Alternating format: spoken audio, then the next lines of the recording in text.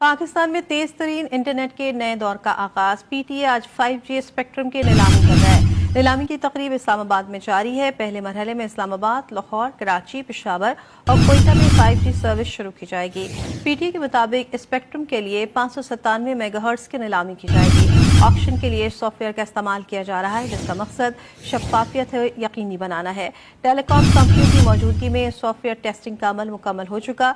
इस वक्त मुल्क में 274 मेगाहर्ट्ज स्पेक्ट्रम दस्तयाब है। पीटीए के मुताबिक ऑपरेटर्स के लिए नीलामी में कम से कम 100 मेगाहर्ट्ज स्पेक्ट्रम खरीदारी की शर्त रखी गई है। पाकिस्तान में तेज तरीन इंटरनेट के नए दौर का आगाज। पीटीए आज 5G स्पेक्ट्रम की नीलामी कर रहा है। नीलामी की तकरीब इस्लामाबाद में जारी है। पहले मरहले में इस्लामाबाद, लाहौर, कराची, पेशावर और कोयटा में 5G सर्विस शुरू की जाएगी।